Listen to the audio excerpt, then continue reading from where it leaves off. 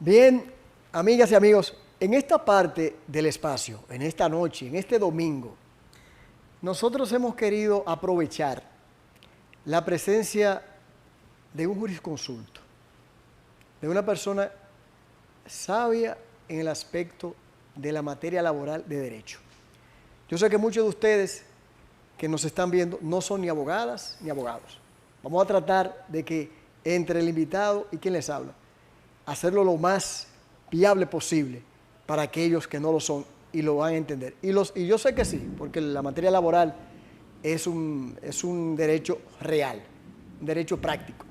Y para ello tenemos como invitado en esta noche a un abogado venezolano, Oscar Hernández Álvarez. Buenas noches. Buenas noches, encantado, un placer. Gracias por su ocupado tiempo aquí en nuestro país. Gracias a usted por la invitación.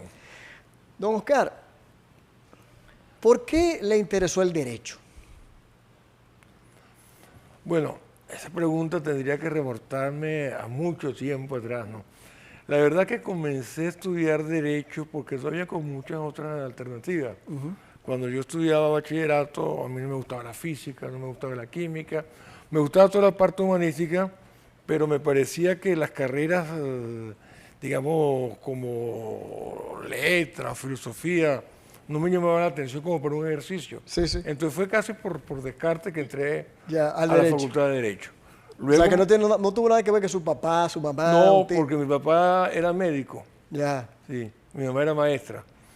Pero después de que entré en la carrera me enamoré de ella. ¿Y por qué la materia laboral? La materia laboral, yo tenía un tío que era abogado y era laboralista. Sí. Y yo podía estudiar en la biblioteca de él, ¿no? Sí. Luego mi profesor fue un hombre muy importante en Venezuela, Rafael Caldera. Oh, sí. Que fue presidente de la República 2 veces, ¿no? Claro. Y era uno de los grandes laboralistas de América Latina y a mí me entusiasmó mucho eso. Luego, cuando comencé a ejercer al poco tiempo, me fui a la Organización Internacional del Trabajo, donde trabajé un año. Y ya cuando regresé estaba dedicado exclusivamente al derecho laboral, tanto en enseñanza como en la práctica judicial. Qué bueno. A propósito de eso, de lo que usted me acaba de responder ahora, ¿qué otras cosas, para que quien nos está viendo pueda conocerlo un poco más, aparte de abogado, de profesor, usted ha llevado o ha accionado en el ámbito jurídico? Bueno, cuando yo comencé a ejercer la profesión, me ocupaba fundamentalmente de civil y mercantil, porque el derecho laboral en Venezuela no tenía mucha importancia. Ya. Yo creo que a partir del año 75, que hubo una reforma bastante importante de la ley de trabajo durante la presidencia de Carlos Andrés Pérez, sí, el derecho laboral comenzó a ser más activo, a dinamizarse. Y entonces poco a poco fui abandonando lo civil y lo mercantil hasta dedicarme exclusivamente a lo laboral. ¿Pero usted fue juez? Yo he sido juez, pero juez encargado. Ok. No, digamos, no ha sido mi carrera. En Venezuela en aquel momento los jueces tenían unos suplentes. Y los suplentes eran abogados. Ya. Y entonces a mí me tocó en varias oportunidades, por ausencia del titular, encargarme del tribunal. Eso sí, durante años. Oh, qué bien.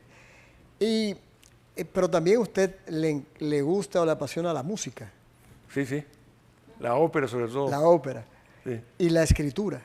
Sí. Usted tiene un compendio de libros. ¿Qué cantidad de libros ha escrito? Que usted la verdad que la cuenta no la llevo. No la lleva. Son bastantes. El último es este, que lo acaba de publicar el Tribunal Constitucional de República Dominicana. Aquí, el TC. El TC, sí. Y se va a presentar el viernes en la tarde, a las 5 de la tarde, en el auditorium de la Universidad de Santo Domingo. Qué bien, qué bien. Interesante. Y la verdad que es una gran joya. ¿La tomaron? Es una gran joya. Derecho Constitucional del Trabajo. Qué gran aporte. El que le tenga interés, el Tribunal Constitucional lo está distribuyendo gratuitamente. Gratuitamente, sí, que ese es el objetivo del tribunal. Pues tiene que, de alguna manera, comunicarse con el tribunal y lo adquiere allí. De todo eso, profesor, la música, el ejercicio, ¿qué le ha dado mayor satisfacción a don Oscar? Los nietos. Ah, Sí. qué Tengo bueno. 9. ¿Y cuánto tiene? 9 nietos. 9. Sí. ¿Y hijos? 4. Qué bien. ¿Y abogados algunos? Hay 2 abogados, sí. Qué bueno, qué bueno. Lamentablemente, de esos 4 hijos y 9 nietos, 3 hijos están en el exterior y 6 nietos también están fuera. Ya. En Venezuela ha habido lo que llamamos la diáspora. Sí. Se ha ido mucha gente. Aquí en Dominicana Claro, claro. hay muchos venezolanos. Es cierto. De esas obras, hay veces que uno tiene, los libros son como los hijos. ¿Cuál que usted recuerde es la que usted ha preferido más? Mira, yo creo que lo más importante que yo he escrito es justamente esto. Este es un libro de casi 700 páginas sobre un tema que es Derecho Constitucional del Trabajo y lo escribí gracias a la pandemia.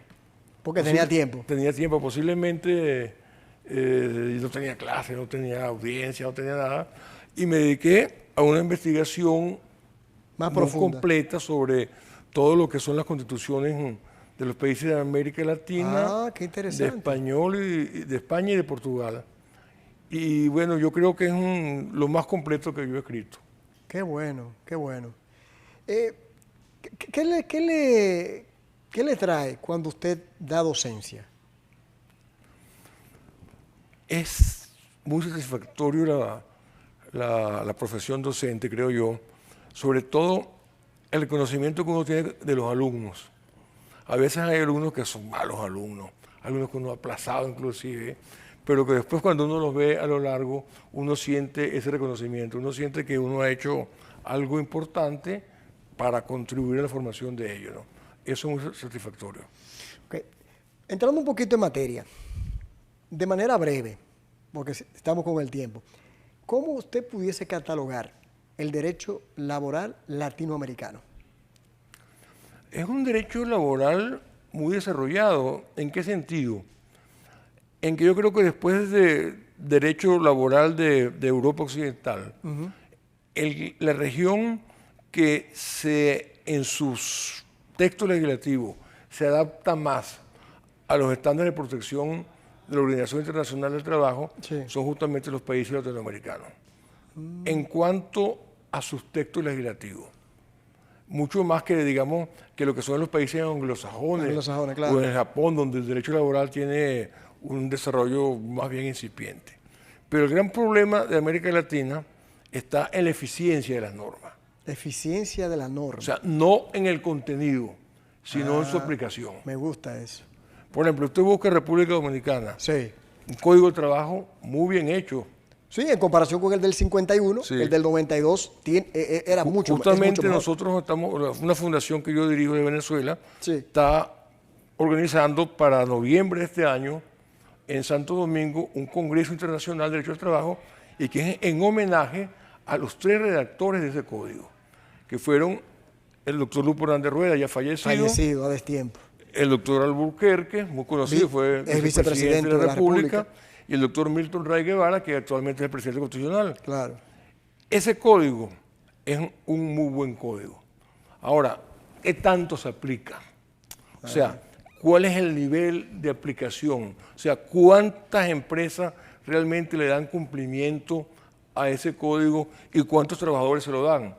Mucho menos de lo que debería ser, pues. Entonces, el tema en América Latina no es tanto la existencia de normas, que las hay, Sí. sino cómo esas normas se aplican y cómo se deja aplicar muchas veces por mecanismos de fraude. Claro. Hay empresarios que ocultan la relación laboral, la disfrazan como una relación mercantil o civil Para evitar los derechos del trabajador. por los costos que eso significa, ¿verdad? Claro. Pero aparte de ese tema de fraude, hay también muchas empresas donde no se aplica.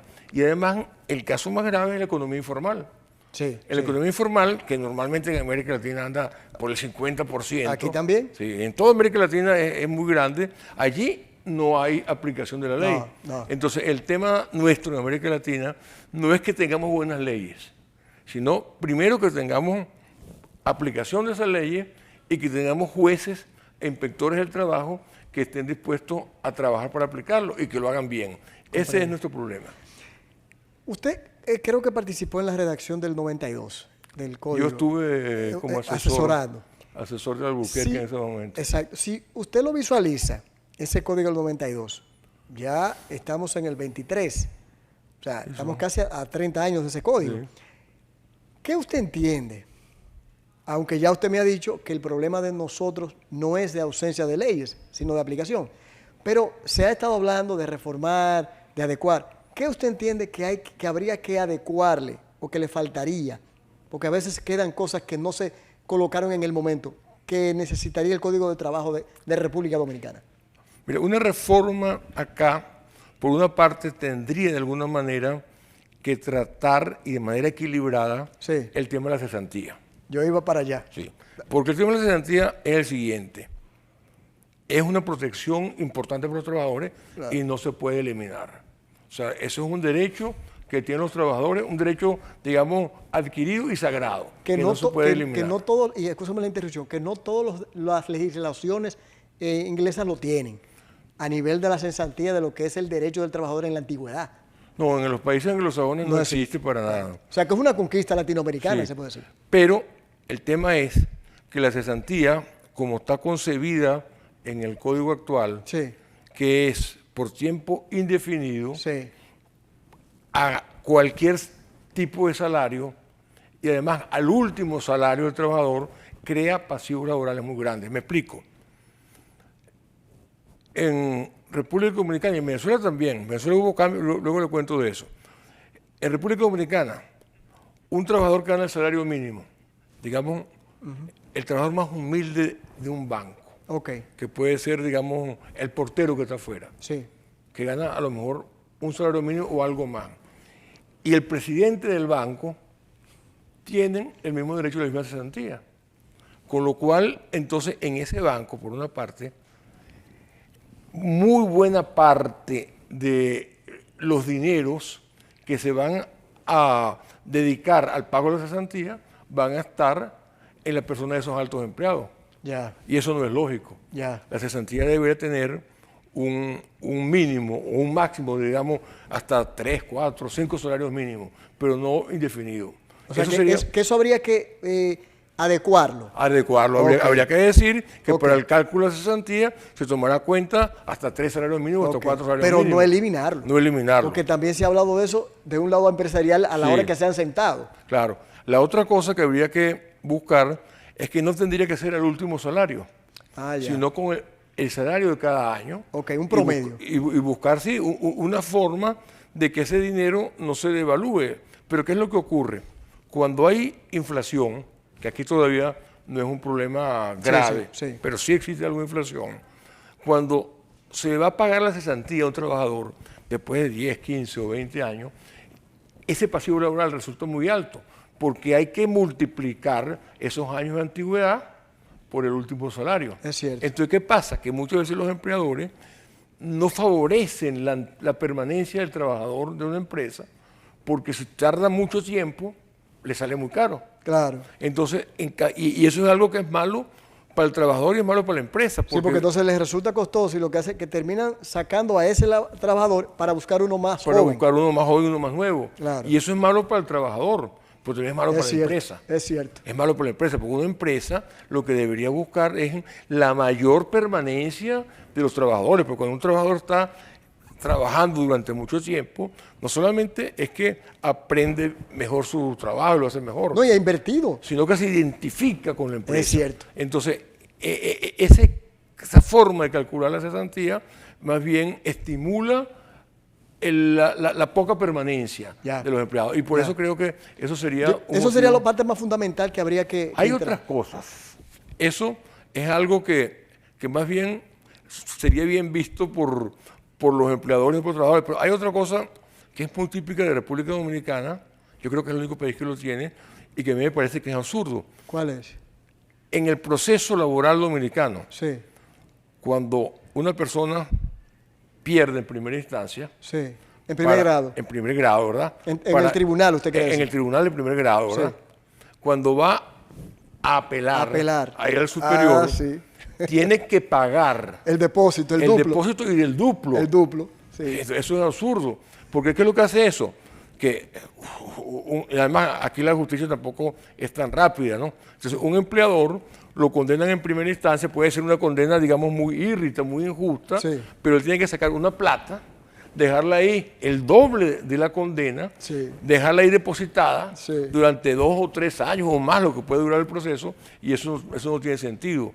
Yo creo que eso habría que modificarlo. Le digo, la única parte del mundo donde existe eso es acá. sí, sí. Y eso no es del Código del 92, eso viene de antes.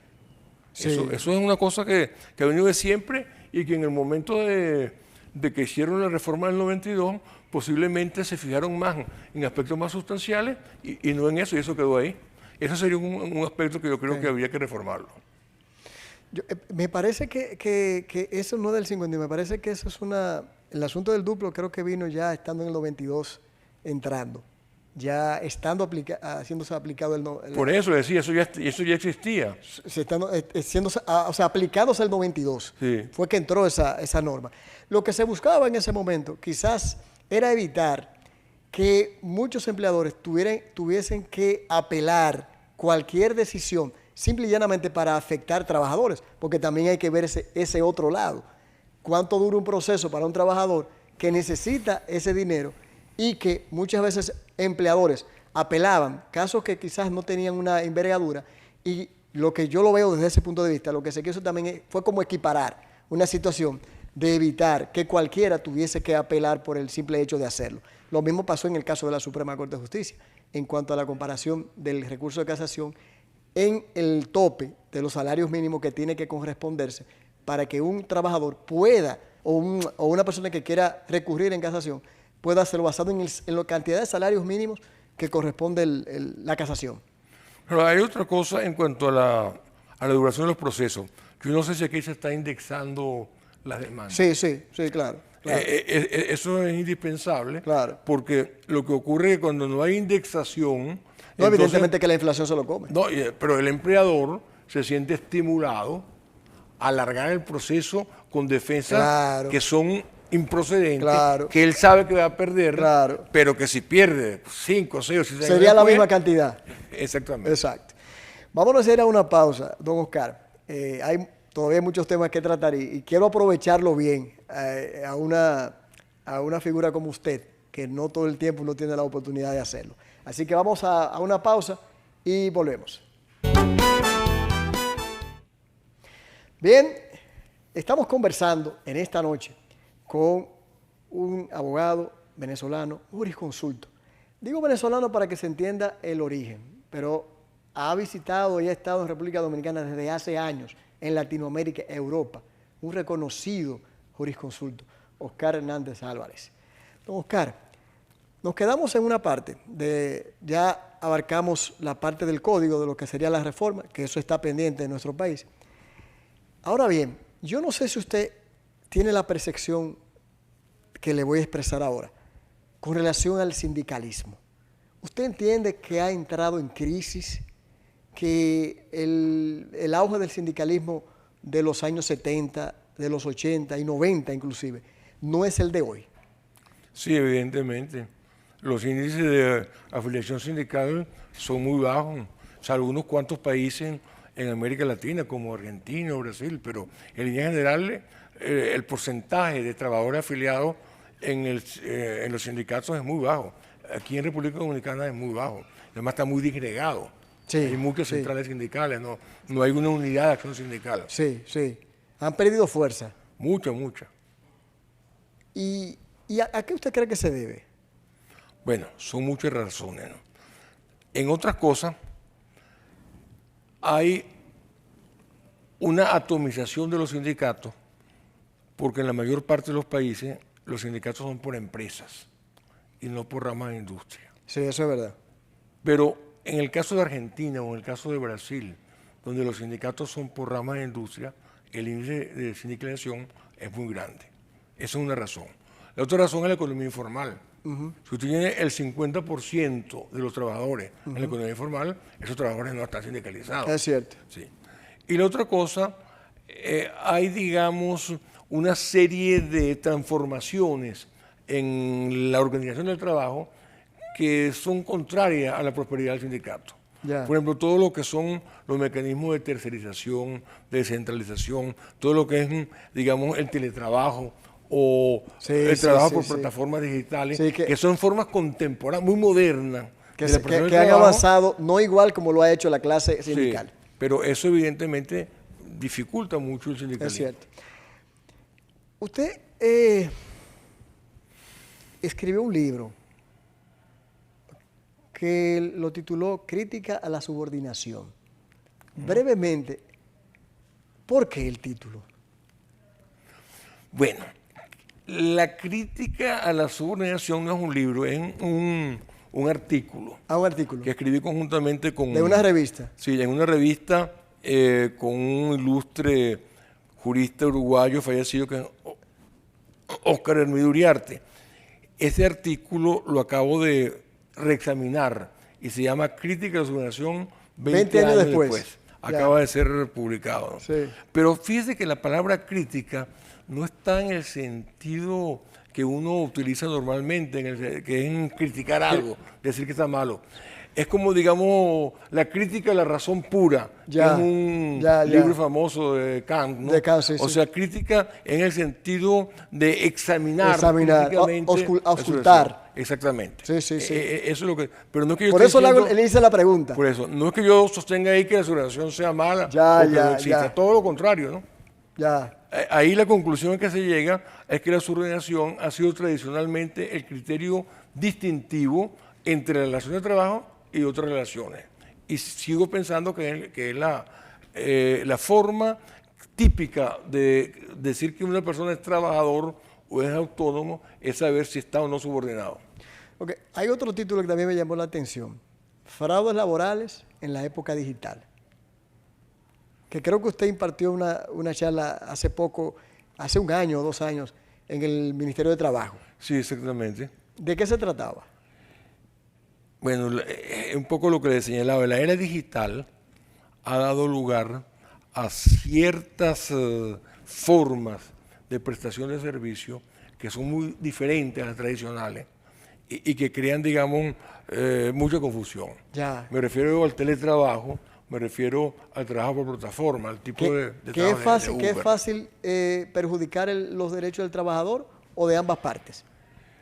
Cuando usted no habla del fraude. Sobre todo, se publica fácilmente, se perjudica fácilmente el derecho del trabajador porque digamos, la manera en que se produce la subordinación en estas nuevas modalidades es diferente a la forma tradicional. ¿Por qué?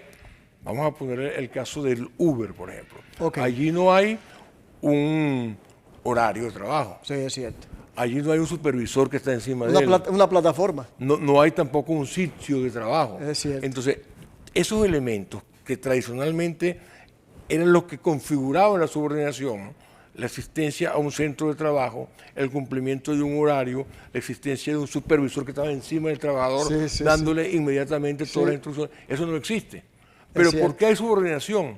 Porque el señor que trabaja con Uber no es un comerciante que está libremente ofreciendo su servicio en la forma que quiera, a la tarifa que quiera, sino que él está sujeto a una plataforma. A una plataforma. Y la plataforma funciona como un elemento de dependencia. Está interesante. Entonces, la plataforma es la que le dice al trabajador lo que debe hacer y cómo debe hacerlo. Pero puede darse, como usted dice, y quizás entiendo ahora la razón del conversatorio, mucho fraude y muchas situaciones. Claro. En esa relación porque laboral. Es más fácil. Antes, cuando una persona, yo tuve inclusive judicialmente casos de esas personas que venden cerveza, que venden refresco, que andan en un camión. Sí, ambulantes. Sí, no, pero no ambulantes por su cuenta, sino son gente que vende, qué sé yo, los refrescos tradicionales, la Coca-Cola, la Pepsi-Cola, pero que salen de la planta en un camión que tienen que seguir una ruta que se les ha dado, que venden únicamente esos refrescos al precio que se les dice, y aún así se le hacía firmar un contrato mercantil y decía, estos señores no son trabajadores subordinados, sino que son comerciantes autónomos. Ya. Eso para no pagar las prestaciones. las prestaciones. Pero si eso se hacía en ese tiempo, momento, ahora, con mayor razón. Cuando el tipo no tiene un lugar de trabajo, no tiene un horario, no tiene, digamos, una ruta, sino que él inclusive es hasta libre de escoger o no la carrera, entonces es mucho más fácil decir que ahí no es relación de trabajo, sino un trabajo comercial o autónomo. Qué bueno. Ahora que usted habla de eso, hace una comparación del antes y después. ¿Cuáles son los retos del derecho laboral, de que usted me pueda mencionar, no de manera amplia, y la seguridad social al día de hoy? Bueno, el reto fundamental del derecho laboral, creo yo, es ajustarse a los nuevos cambios. El derecho laboral debe... Porque es un derecho de realidad. Es un derecho de realidad. Entonces debe ajustarse a lo que se está haciendo. No se puede pensar que el derecho laboral de hoy día, siglo XXI, ya tercera década del siglo XXI, sea el mismo derecho laboral que nació en el siglo XIX. Ese es el reto. Ajustarse a las nuevas realidades, pero sin perder su sustancia, sin perder sus principios ni sus finalidades. Porque lo que no ha cambiado es que en la relación de trabajo hay dos partes, una más débil y otra más poderosa. Eso sigue siendo igual. ¿Y dónde está la subordinación? Sí, eso sigue siendo igual. Y entonces, si no hay un derecho protector de la parte más débil, pues la parte más fuerte se va a imponer. Claro. Entonces, el derecho del trabajo busca un equilibrio y ese creo que es el principal reto. Y el derecho, en cambio, es mucho más grave los desafíos que tiene la seguridad social. La seguridad social, ¿por qué? A mi manera de ver, es el gran déficit de la protección social en América Latina. La seguridad social, mientras yo decía que el derecho del trabajo de Latinoamérica es un derecho comparable al europeo y muy superior al de otros países como los anglosajones, como los africanos, como el Japón, en cambio la seguridad social nuestra tiene grandes déficits. No funciona bien. Ya comprendo. Actualmente se está discutiendo en el Congreso y ya ha salido, no se ha podido aprobar, sobre la licencia de paternidad. ¿Cómo la ve, que está por instaurarse en República Dominicana, y cómo sucede en Latinoamérica? Bueno, o sea que ha cambiado mucho el tema de lo que es la función, el papel de los sexos en la sociedad. Sí. Antes se decía que el sexo femenino era para estar en la casa, para cuidar a los niños, y que el masculino no, era para trabajar en la calle. Sí. Y era así, yo nunca en mi vida le dije que tenía 6 hijos y 9 nietos. Yo nunca cambié un pañal, nunca. Eso en mi época no era lo corriente, ¿no? Eso ha cambiado, y entonces como ha cambiado, porque la mujer también está trabajando en la calle, entonces también es lógico que en ese momento del nacimiento del niño, el marido tenga alguna participación distinta de la celebración. En Venezuela, cuando un niño nace, siempre se dice, vamos a beber los miaditos al niño. Los miaditos, y no significa son los orines, ¿no? Es que hace unos tragos para celebrar el nacimiento del niño. Pero entonces, tradicionalmente en Venezuela, el papel del padre era el de beberse los miaditos, más nada. Eso ha cambiado. Eso ha cambiado porque también como las mujeres trabajan, entonces yo veo, digamos, en mi familia, los esposos de mi hija y mis hijos varones participan mucho más de todo lo que es el cuidado de los niños. Y los jóvenes de hoy, hombres, los jóvenes de hoy, tienen una mentalidad diferente, quieren participar. Entonces por eso es lógico también que haya la licencia de paternidad. A mí me parece lógico. Ok, don Oscar, rápidamente una anécdota, ya sea usted de tanto que ha ido a diferentes países durante años dando conferencias o como profesor o abogado en el ámbito laboral, porque usted inclusive escribió un libro sobre vivencias de un abogado laboralista, algo así. Una anécdota. Sí, entonces, una anécdota que usted recuerde, que todavía hasta se ríe de ella. Mire, para contar algo de gente que se conoce acá, ¿no? Ajá. En una oportunidad, yo estaba aquí en República Dominicana. Los taxistas son muy habladores, les gusta mucho hablar de política. Sí, les gusta hablar. Les gusta hablar de política, ¿no? Sí, sí. Entonces, estaba en el gobierno Leonel. Y el vicepresidente era Albuquerque. Sí, que quiere volver. Sí, quiere volver, sí. Y entonces Hay esa canción que dice volver, volver, Sí, volver. sí. Esa le gusta a los políticos. Sí, sí, Sobre sí. todo a los que han sido presidentes quieren volver a Es hacerlo. así. Entonces, yo le pregunté, mire, de Alburquerque, ¿qué piensa usted? Y él me dijo, no, ese es un comunista disfrazado. Y yo, oye, pero él es amigo mío. Y digo, bueno. Y entonces, por casualidad, pasamos por la casa de Alburquerque y me dice, mire, ahí vive el comunista amigo suyo. Está buena esa, está buena. Y eso que no hay por qué decirlo, lo que pasa es que lo ligan con el Partido de la Liberación Dominicana, que en ese tiempo, no ahora, fue la idea de Juan Bosch, que tampoco era comunista. No, Y ya era un eso se ha hombre de discutido izquierda, muchísimo. pero Hay gente que tiene esa concepción. hay gente que tiene ese concepto, que todo lo que no es de derecha es comunista. Hay algo que yo no quisiera dejar pasar. Hace poco, y usted estuvo en la OIT, y ha estado como asesor de la Organización Internacional del Trabajo, que fue aprobada una resolución por el Ministerio de Trabajo con relación a los servicios domésticos. Incluso se comenzó a trabajar en eso, pero el Tribunal Constitucional, el TC, declaró inconstitucional eso. ¿Cuál es su criterio? Bueno, que yo creo que esa era tarea del Congreso, no del Ministerio. O sea, el aprobar leyes es una facultad del Congreso. Hay otra cosa que es que cuando en República Dominicana, al igual que en muchos países donde existe lo que se llama el sistema monista, Sí. cuando se aprueba un convenio internacional, ese convenio internacional se incorpora automáticamente a la legislación del país. Sí. O sea que, por una parte, esas normas de la OIT, una vez que son ratificadas por República Dominicana, sí. forman parte de la legislación dominicana. No, es así. No hace falta una ley especial, lo que pasa es que es conveniente. ¿Por qué es conveniente?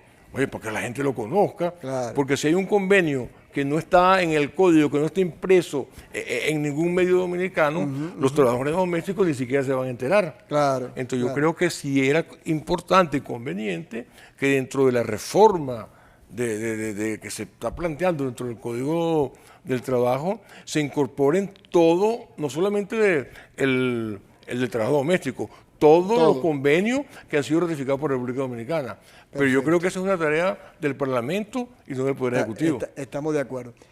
Finalmente, don Oscar,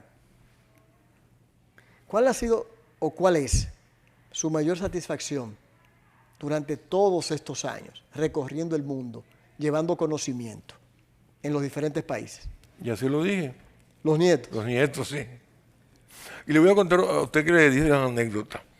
Yo hice una conferencia Sí. en Venezuela sobre la jurisprudencia laboral de la Sala Laboral de la República de Venezuela. Sí. Y pude encontrar de que había muchas contradicciones. Por ejemplo, en una sentencia, el tribunal de la Sala Constitucional decía que un celular formaba parte del salario. Si la empresa le daba al trabajador celular, eso era salario. Como un beneficio. Sí, y que en consecuencia debía computarse para todo el cálculo de las prestaciones sociales y tal.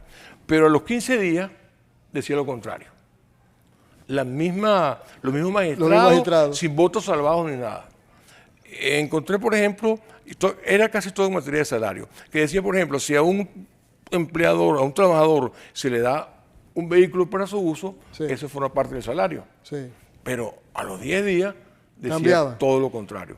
Y en aquel momento en Venezuela había una disposición que yo critiqué mucho y que luego fue anulada por la Sala Constitucional, que decía que los jueces superiores y los jueces de instancia tenían que acogerse a la doctrina de la Sala de Casación Social bajo percibimiento de destitución.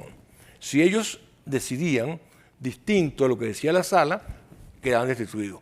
Entonces yo me decía, yo no quisiera estar en los zapatos de ese juez superior que va a decidir si el automóvil forma parte o no del salario cuando tiene dos opiniones distintas. Claro. Entonces yo concluí la conferencia buscando una anécdota de uno de mis nietos. Yo iba una vez a una granjita que tenía cerca de Barquisimeto, donde yo vivo, y andaba con dos nietos pequeños. Sí. Estaban atrás, uno tenía 5 años y otro 7 años. Y el más chiquito le dice al más grande, hermanito, es que mi conciencia no me permite eso. A mí me llamó la atención, Sí. me orillé en la carretera y le digo, epa gordo, ¿qué es eso de la conciencia? Abuelo, ¿tú no sabes que todos tenemos una conciencia? No, explícame. Mira, Cuando yo estoy dudoso y no sé qué hacer, vienen dos angelitos. Un angelito bueno que me diga que haga una cosa buena y un angelito malo que me dice que haga una cosa mala. ¿Y a quién le haces caso tú? Al que llegue primero. Doctor, Bueno. muchas gracias, de verdad que sí. Bueno, de verdad hasta que ha luego. sido No, gracias. una conversación y un encuentro que a veces uno no se imagina que un día se te toca y la vida te lo pone. De verdad que mis felicitaciones y todo mi reconocimiento para su trabajo. Gracias. Bueno, señores, conversación con el abogado Oscar Hernández Álvarez. La verdad que todo un jurisconsulto y ojalá lo sepamos aprovechar cada vez que llega en visita a República Dominicana. Vamos a la pausa.